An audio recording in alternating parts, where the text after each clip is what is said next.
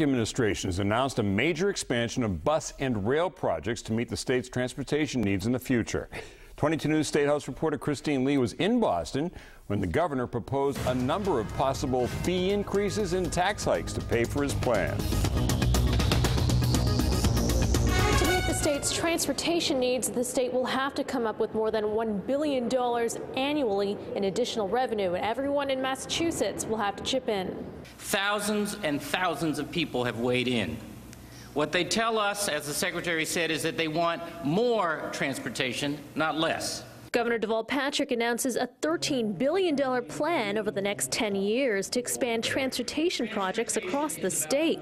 It includes building rail services between Springfield and Boston, Pittsfield and New York City, and expanding bus services throughout western Massachusetts.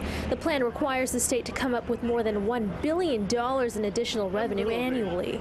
There are various reports. One tells you for every dollar we spend in transportation, it returns $2 to the economy. There's another report that talks about for every dollar spent, it returns $4 to the economy. It's clear transportation is really a growth strategy as opposed to just a transportation strategy. But Governor Patrick didn't address the huge elephant in the room. How is the state going to come up with more than $1 billion in extra revenue to pay for this transportation plan? He plans to make suggestions at his State of the State address on Wednesday. Lawmakers are reacting with cautious optimism. To me, this is a vision, and it's not a plan until we get the details of it.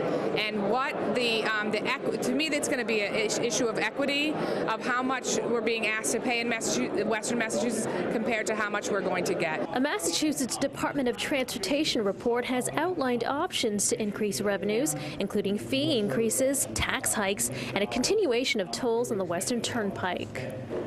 Transportation leaders say that if Massachusetts does nothing about transportation, the state will face a more than $3 billion deficit over the next 10 years. In Boston,